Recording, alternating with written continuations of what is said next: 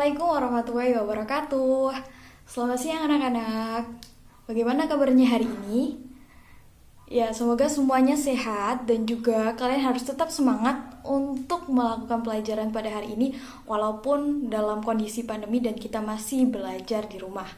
Lah, dalam pembelajaran hari ini, Ibu harap kalian tidak lupa untuk melakukan absensi yang sudah Ibu kirim di e-learning sebagaimana biasanya. Lah, kemudian tadi juga Ibu sudah memberikan waktu bagi sekitar 10 menit, 15 menit bagi kalian untuk memahami, untuk membaca materi hari ini. Sudah dibaca belum? Sudah dong. Oke, langsung saja. Jadi Ibu akan menjelaskan materi pada hari ini terkait dengan apa? Ya, ASEAN. Lah, dalam pembelajaran hari ini, jadi di awal Ibu akan menjelaskan kepada kalian terkait awal berdirinya ASEAN, kemudian ada interaksi dan bentuk kerjasama antar negara-negara ASEAN. Lah, di akhir ini Ibu akan memberikan tugas bagi kalian untuk klarifikasikan negara-negara ASEAN. Jadi Ibu harap kalian itu bisa fokus mendengarkan Ibu sebelumnya sehingga nanti waktu mengerjakan tugas itu kalian sesuai dengan apa yang Ibu harapkan, oke? Tentang negara-negara ASEAN. Tadi kalian sudah baca kan? Tentunya tahu dong apa singkatan ASEAN itu. Ya, benar banget. ASEAN itu merupakan singkatan dari Association of Southeast Asian Nations. Yang ini merupakan suatu organisasi yang didirikan oleh negara-negara yang berada di kawasan Asia Tenggara yang bekerja sama di bidang ekonomi dan geopolitik. Jadi kita tahu karena kita memiliki satu wilayah apa tadi wilayahnya? Yap, Asia Tenggara, sehingga kita melakukan kerjasama dalam bentuk organisasi yang bernama ASEAN. Bener banget. Lah, ASEAN ini dibentuk sesuai dengan persetujuan Bangkok pada tanggal 5 sampai 8 Agustus 1967. Lah, awal didirikannya ini ASEAN dihadiri oleh 5 negara. Apa saja? Siapa yang tahu? Ada 5 negara? Ya, bener banget. Ada Indonesia, ada Malaysia, ada Singapura, ada Filipina, dan Thailand. Kemudian banyak dari kalian yang bertanya-tanya, kenapa sih Bu ASEAN itu didirikan? Lah, alasan berdirinya ASEAN ini dipengaruhi oleh berbagai faktor. Lah, Ibu akan menjelaskan yang pertama ada faktor geografis dulu. Di mana kita itu terletak di wilayah yang sama. Apa tadi wilayahnya? Ya, pinter banget, di wilayah Asia Tenggara. Dan kemudian yang kedua ada persamaan nasib dan sejarah. Kalian tahu nggak nasib kita gimana? Jadi kalau persamaan nasib ini mengarah pada hampir semua negara-negara di Asia Tenggara ini sudah pernah mengalami penjajahan Barat, kecuali Thailand. Jadi Thailand ini negaranya belum pernah dijajah. Oke, yang ketiga di mana ada persamaan ekonomi. Apa sih persamaan di bidang ekonomi ini? Di mana negara-negara ASEAN ini mayoritas penduduknya itu merupakan agraris. Yang kelima, ada budaya. Kalau budaya ini tentu tidak terlepas dari penyebaran kebudayaan Melayu Austronesia. Kelima, ada persamaan kepentingan, yakni tidak terlepas dari kerjasama itu mengarah pada terwujudnya kemajuan, kemakmuran, dan perdamaian di kawasan Asia Tenggara. Begitu. Setelah Ibu menjelaskan terkait alasan berdirinya negara ASEAN, selanjutnya kita akan membahas tiap negara di Asia Tenggara. Di ASEAN maksudnya. Ada berapa negara tadi? Kalau kalian sudah baca pasti ingat. Ya, bener banget, ada 10 negara. Apa aja? Ya, ada Indonesia, Malaysia, Thailand, Filipina, Vietnam, Laos, Singapura, Brunei Darussalam, Myanmar, dan Kamboja. Bener banget. Kalian bisa melihat di peta yang sudah Ibu tampilkan, itu ada letak dari setiap negara-negara. Ada petanya nih. Yang pertama, kita bahas Indonesia dulu. Lah, Indonesia ini ibu kotanya apa? Ya, Jakarta. Kalau kalian tahu, Indonesia ini termasuk salah satu negara pendiri Asia Tenggara, di mana Indonesia ini diwakili oleh ada Mali. Nah, kalau kalian lihat nih di wilayahnya, Indonesia ini merupakan negara maritim. Selain itu, Indonesia juga memiliki sektor unggul, yakni kelapa sawit. Lah, yang kedua ada Malaysia. Malaysia ibu kotanya apa? Kuala Lumpur. Tentu kalian udah nggak asing nih sama Malaysia karena kita tetangga ya kan. Lah, Malaysia ini juga termasuk salah satu negara pendiri Asia Tenggara dengan wakilnya Abdul Razak.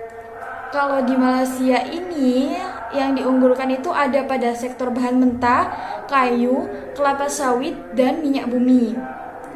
Oke, yang ketiga, kalian bisa lihat Thailand tuh yang warna orange, ya kan? Lah, kalau Thailand ini ibu kotanya Bangkok. Ini Thailand juga termasuk salah satu pendiri Asia Tenggara, salah satu pendiri ASEAN maksudnya, dengan perwakilannya Tanat Homan. Kalian juga tahu bahwa Thailand ini merupakan negara yang ekspor beras terbesar di dunia. Oke, langsung selanjutnya ada Filipina. Bisa lihat nggak itu di situ Filipina ya? Dikelilingi, dia punya banyak pulau juga. Sama kayak Indonesia, Filipina ini juga dapat dikatakan maritim ya, maritimnya kuat. Kemudian apa ibu kota Filipina? Iya, Manila. Yang kelima ya, ini ada Singapura.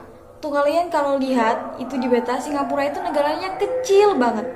Tapi walaupun kecil nih, Singapura ini termasuk salah satu negara maju loh. Karena mereka ini mengunggulkan pada perdagangan aktif dalam investasi perusahaan asing. Ya itu kalian nantilah ada lagi pelajarannya. Singapura ini juga termasuk salah satu negara pendiri ASEAN dengan wakilnya Sinnathamby Ratnaratnam. Kemudian yang keenam ada Brunei Darussalam. Ibu kotanya Bandar Sri Begawan. Kalau kita lihat, kalau mengenal kata Brunei ini tentu tidak lepas dari potensinya dia memiliki minyak dan gas bumi yang benar-benar diunggulkan di sana. Namun di samping itu di Brunei ini dia mengambil bahan pangan itu impor dari negara lain, begitu. Yang ketujuh ada Kamboja dengan ibu kotanya Phnom Penh. Kamboja ini juga bisa dikatakan unggul di sektor pertanian dan perkebunan dengan potensinya itu didominasi dengan beras dan karet. Lah, kemudian ada Laos. Kita bisa lihat Laos karena kalian bisa lihat di situ ada Laos, ada Vietnam, ada Kamboja, ada Thailand, ada Myanmar. Mereka berada dalam satu wilayah sehingga kebanyakan baik negara Laos, Myanmar, dan Vietnam itu mereka sektornya adalah pertanian. Selanjutnya ibu akan menjelaskan kerjasama dalam negara ASEAN. Jadi kerjasama ini apa sih Bu? Kerjasama ini digunakan untuk menjalin hubungan antara dua negara atau lebih demi mencapai suatu kesepakatan. Sebelumnya Ibu akan menjelaskan bentuk kerjasama. Ini ada 4 bentuk kerjasama yang akan Ibu bahas.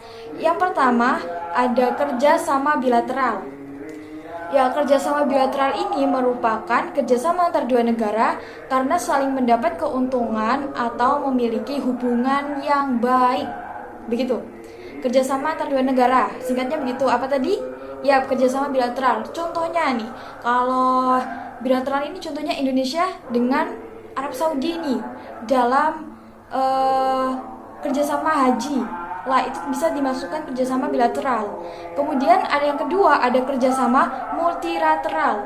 Jadi kalau kerjasama multilateral ini kerjasamanya dilakukan lebih dari 2 negara tanpa batasan kawasan atau wilayah. Lah kalau multilateral ini lebih dari 2 negara, mungkin bisa kita lihat pas pandemi kemarin tuh ada negara-negara yang bekerja sama seperti Indonesia bekerja sama dengan Cina, dengan Korea Selatan. Itu bisa termasuk multilateral lebih dari 2 negara. Kemudian ada kerjasama regional, kerjasama antar beberapa negara dalam kawasan atau wilayah. Lah kalau kerjasama regional ini bisa kita katakan ASEAN ini karena memang kita berada di wilayah apa tadi? Ya, Asia Tenggara, sehingga ada suatu kerjasama. Dan ini disebut dengan kerjasama regional. Kemudian selanjutnya ada kerjasama internasional, yakni kerjasama antara semua negara di seluruh dunia atau mayoritas negara dunia dalam kepentingan skala dunia. Lah, contoh kerjasama internasional ini seperti adanya PBB, WHO, begitu kan, yang memang mengatur hampir seluruh negara-negara di dunia. Oke, selanjutnya kalau di ASEAN sendiri kerjasamanya apa saja sih Bu? Ya kan, banyak banget kerjasama yang dijalin dalam ASEAN.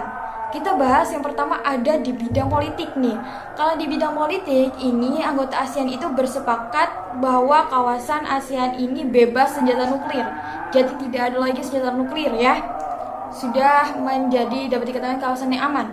Kemudian dalam bidang ekonomi dengan cara mempromosikan masing-masing keunggulan negara anggota ASEAN melalui perdagangan bebas. Jadi kalau misal ekonomi itu bisa juga seperti kayak kan tadi Indonesia ini unggul dalam kelapa sawit, itulah kita bisa melakukan ekspor potensi kita ke negara lain yang memang kurang di sana. Itu bisa juga dalam bidang ekonomi begitu. Atau tadi apa negara tadi yang unggul dalam sektor beras? Ada yang ingat? Ya benar banget, Thailand. Dia ekspor berasnya itu terbesar di dunia, sehingga Thailand ini juga melakukan kerjasama dengan memenuhi negara-negara lainnya dalam sektor beras. Mungkin dia melakukan ekspor ke Indonesia, ekspor ke Malaysia atau negara-negara lainnya, atau tadi yang kurang akan bahan mentah atau bahan pangan. Ya, Brunei Darussalam, bener banget. Oke. Yang selanjutnya dalam bidang pendidikan nih, dengan adanya pertukaran antar pelajar antar anggota ASEAN. Mungkin kalian udah gak asing ya dengan pertukaran pelajar. Mungkin juga ada kakak kelas kalian yang mengalami pertukaran pelajar, entah itu ke Malaysia, ke Singapura, kan banyak banget kan. Oke, selanjutnya ada bidang sosial budaya. Biasanya di bidang sosial budaya ini ada festival lagu, kemudian ada pengembangan SDM, dan juga ada bantuan-bantuan pembangunan. Setelah penjelasan yang cukup panjang tadi, mungkin dari anak-anak ada yang kurang difahami dalam penyampaian materi hari ini. Sudah bisa dipahami semua? Keren banget nih, udah pinter-pinter ya. Oke. Untuk penugasannya yakni terkait kalian harus mengklasifikasikan negara-negara ASEAN. Ada 10 negara tadi. Kalian bisa klasifikasikan ini dalam bentuk tabel. Jadi tabelnya nanti bisa isinya itu ada profil negaranya, kemudian ada keadaan alamnya atau potensi alamnya, kemudian ada pemerintahannya dan mata pencarian masyarakatnya. Lah, untuk penugasan nanti saya akan kirim format ke kalian. Mungkin ketua kelas bisa menghubungi saya. Oke, ada yang bisa menyimpulkan terkait materi pembelajaran kita hari ini tentang ASEAN? Kalau memang sudah tidak ada yang dipertanyakan. Ya, Ibu harap kalian sudah bisa memahami materi pada hari ini. Pada intinya, ASEAN ini merupakan kerjasama regional, yakni antar wilayah di Asia Tenggara. Jadi kerjasama ini berada di sektor ekonomi dan geopolitik. Kemudian tadi ASEAN ini didirikan oleh 5 negara, dapat dikatakan 5 negara pendiri ASEAN. Dan juga untuk anggotaannya sekarang ini ada 10 negara yang berada di tangan ASEAN. Oke. Ibu harap sekian pertemuan dari kita hari ini. Ibu harap kalian dapat memahami materi yang sudah dijelaskan. Dan jangan lupa untuk mengerjakan tugas ya. Tugas juga harus dikumpulkan dengan on time. Tetap semangat untuk belajar ya. Jangan loyo walaupun lagi puasa. Oke, sekian dari Ibu. Wassalamualaikum warahmatullahi wabarakatuh.